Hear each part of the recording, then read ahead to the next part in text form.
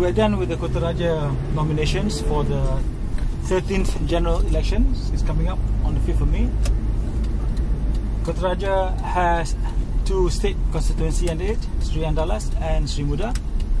For Kota Raja, incumbent Siti Mariah, Mahmud will face off with the Murugessan of MIC and independent P. Uthayakumar.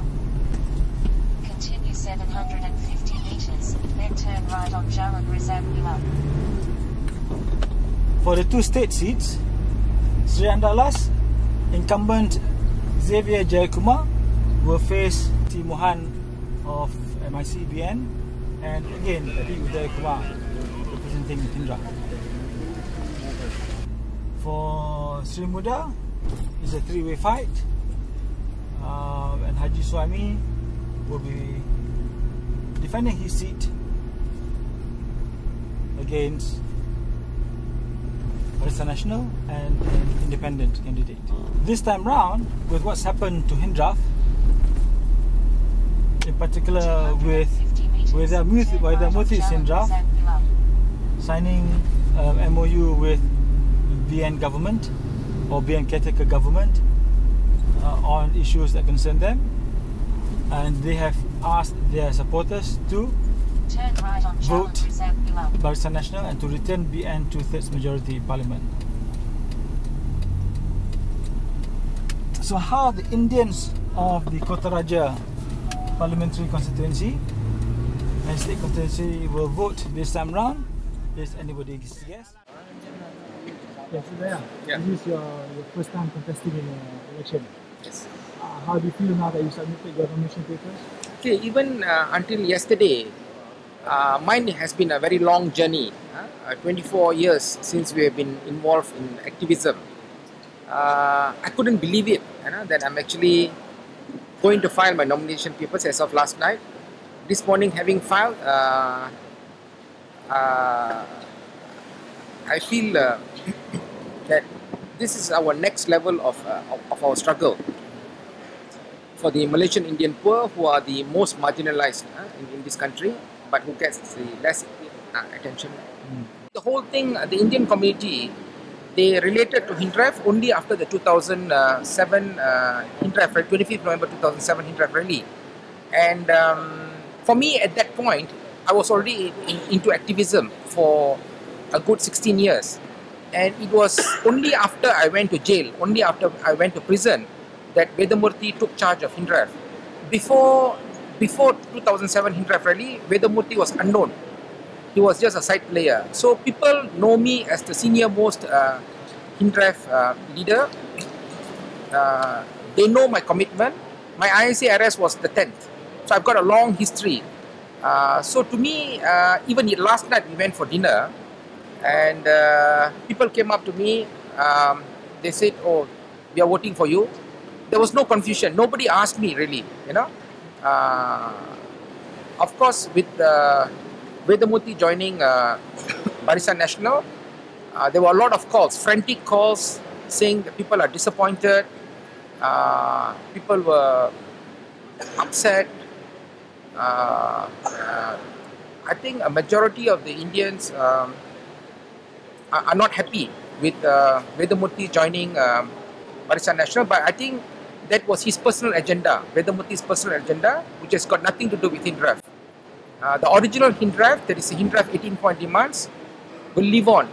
And ours is a long-rooted, long history struggle. So to answer your question, to me there is no confusion. So if Vedamurti wants to put his personal agenda above the Hindraf agenda, and then we can't stop him. That's his wish, where he wants to go. But definitely, Hindraf has not gone to Barisan National.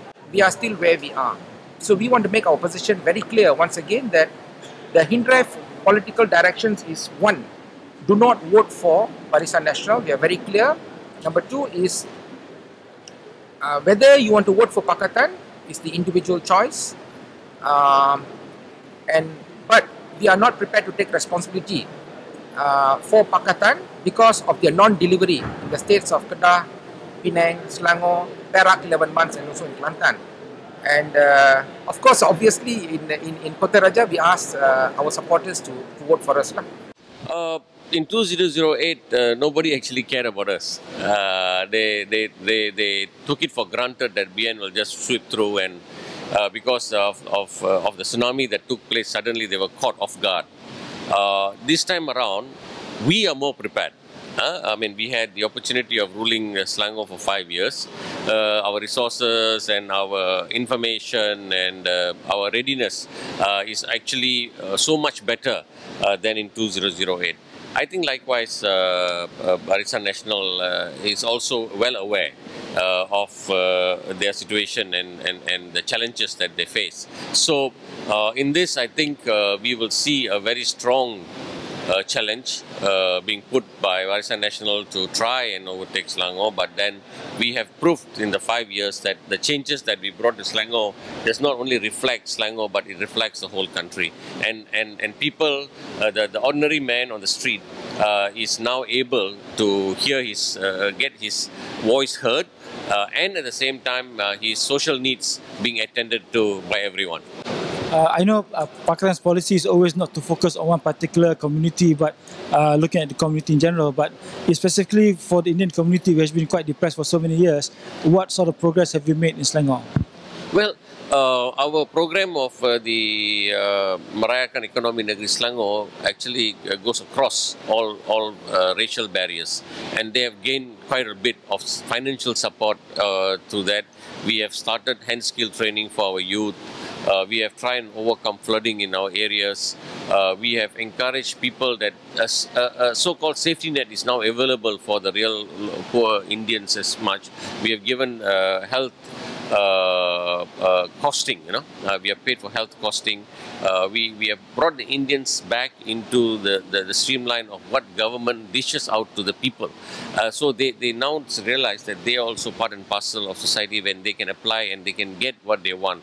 I've paid attention to the Tamil schools and also the Hindu places of worship, and that has brought about a lot of changes in confidence in the people that now at least there's someone listening and there is money being poured into the system in order to uplift the system that was neglected over this past 56 years. So we want to add on to this in the next 5 years, most probably increase our budget spending for socio-economic problems, and by doing so we will try and uplift the standards of everyone across the board, not only Indians. We cannot segmentalize Indians, Malays and Chinese all the time, and then it becomes a racial situation, racial issue whereby we will face problems with one another. But across the board, everyone who belongs to the support group that they fall into, they all should be provided for in one way or other. So I think it's good. With now we are concentrating on the affordable homes for people. We set aside $100 million fund, and we are given land to people who need land, who stay on the land. So all these things I think will add up in terms of putting more money in the pockets of the ordinary people, whereby it will indirectly or indirectly lift them out of their poverty-stricken situation they are in at present. I remember you wanted to have a hostel for Tamil students so that those from outside of the town can come to one center to study. That gives them a better chance of getting academic excellence. How has that progressed? Well, we have already launched it and we have already approved it in the Exco as far as the state is concerned. We're going to spend about 5 million to build this hostel on an 8-acre land in Ijok. I've got all the papers through Exco. Now we are just waiting for the land to be handed over to the state because they have to give us a flat land so that we can start building. I hope we will start building by this year. I'm pushing those KL Kapong who have surrendered the land to the state in order for us to provide this asrama. We are planning to the asrama to hold about 500 children. That means intake of 100 children per year from Form 1 to Form 5. Our idea is to bring children out of poverty and those who have done well in the sense that who are past UPSR, not done very well past UPSR, but from poor income, take them out, put them in this environment with discipline, food and extra tuition so that they will pass through Form 5 and then go on to bigger things after that. So this is something that we can do. I look at candidates that are contesting in my area, five candidates. I think the main fight is between BN and Pakatan Rakyat. Though the Hindraf section of is coming in, but I will explain to the people, and I don't think they'll be able to pull too much of votes from the Indian community. It's a direct fight on who can serve and who can provide and who can deliver. That is a fight on the ground today. Hindraf can fight all the way, but then they can't deliver if they're going to sit outside and do the things. If we fight, we say we deliver, we are in a position to deliver. So that's how people have to look at it. As far as the other two candidates are concerned, I think they are non-relevant as far as I'm concerned. My main campaign thrust will be on my 5 pledges for the people of Kota Raja. There are 5 issues that I've identified in Kota Raja which needs to be addressed immediately. The first thing is security. Second is flooding problem. Third is the lack of public transportation in Kota Raja.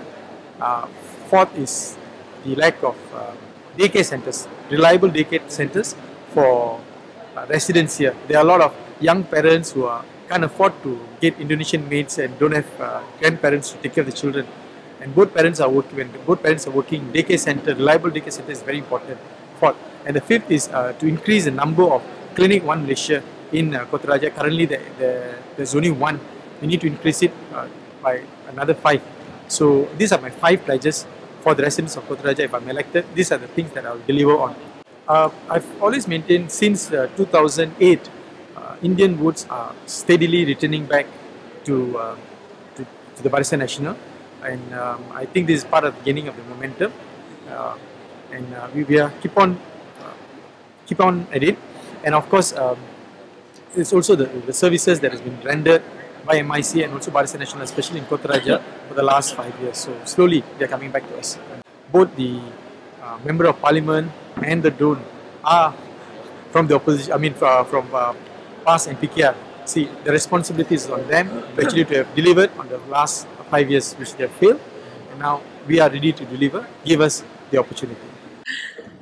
Saya rasa saya mempunyai peluang yang baik, ya, kerana dalam 5 tahun ni saya bekerja from day one kami dipilih sebagai wakil rakyat. Saya telah meneruskan kerja saya lah, non-stop. Tapi sekarang macam dulu 2008 tu we had a lot of support from the Indian community. Yes. Sekarang ni Indian community seems very split. So is that yeah, there is a little bit, ada sedikit split. Tapi saya ingat majoriti masih lagi dengan kita. Daripada maklum balas yang saya dapat, mereka pengundi sekarang tidak lagi mengundi along racial lines. Dan saya fikir dalam masa 5 tahun ni saya telah memberi khidmat yang baik kepada mereka, kepada kaum India dan semualah. Tetapi kerana pengundi kaum India tu ramai, jadi pusat khidmat saya majoriti ni adalah yang datang daripada kaum India. Bila kita bercakap dengan mereka, ya kita sebab kita tidak hidup di kalangan mereka bercampur baik, tetapi saya bercampur dengan mereka. Maklum malas saya dapat daripada mereka, mereka tak confused. Sebahagian besar tahu apa yang mereka mahu, dan mereka bukan lagi orang kata ada yang agak jangka pendek, tetapi kebanyakannya sudah lihat jauh ke hadapan. Sebab mereka pun bercakap mengenai mereka pun tak nak lagi diurus sebagai kaum India, ya, sebab they don't want it to be done along racial lines, ya, kerana mereka nak sense of belonging itu sebagai rakyat Malaysia. Dan kerajaan Pakatan Rakyat Negeri Selangor melayan semua. Mereka mengikut keperluan, kita melayan sama. Well, I would say insyaAllah kita yakin, ya, tetapi kita tidak overconfident. Kita masih kena buat kerja. Dan akhirnya setelah bukan kita baru nak berusaha 2 minggu ni, kami dah bekerja daripada saya sebut tadi day one. Jadi terpulang kepada pengundi, kita mengharapkan kita telah menunjukkan keupayaan kita telah menunjukkan kesaksamaan kita telah menunjukkan keprihatinan kita, ya. Jadi terpulang kepada mereka untuk memilih, ya. Kerana itulah hakikatnya kita bercakap mengenai demokrasi, dan tetapi saya yakin mereka bersama dengan Pakatan Rakyat. InsyaAllah. Dewan Himpunan Penyokong PAS, kita ada 24 cawangan di seluruh Kota Raja, 24 cawangan Dewan Himpunan Penyokong PAS. Ya. Kita sebenarnya kami bekerjasama selama ini dengan jentera PKR, orang yang ada di AP pun bersama dengan kita. So selama ini we move together. Kota Raja is strong di segi itu kerana kerjasama jentera kita sangat baik. Sangat baik. Makluman balas yang kita dapat daripada orang-orang India sendirilah yang dulu aktif dalam Hindraf. Dalam DHPP saya pun ramai yang dulunya penyokong Hindraf, ya. Mereka merasa kecewa kerana mereka rasa mereka telah dikhianati sebab mereka melawan BN. Dulu mereka melawan BN. Ya, sekarang ini Waitan Muti menerima UMNO BN sebagai ally dia, sebagai sahabat dia pula. Dan tuntutan Waitan Muti yang dipersetujui MOU itu hanya sebahagian daripada apa yang mereka minta. Jadi bagi mereka tidak ada garanti, tidak ada jaminan yang Najib akan memenuhi semuanya. Malah yang apa yang dijamin hanya bahagian ekonomi saja.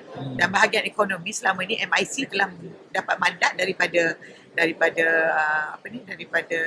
Datuk Najib ataupun Perdana Menteri sebelum ini. Malah kalau kita tengok selepas kita menang, dia wujudkan dana khas tekun untuk usahawan India. Tapi persoalannya kalau kita hanya menunggu kepada ekonomi dan kita tahu cara BN buat kerja, ya.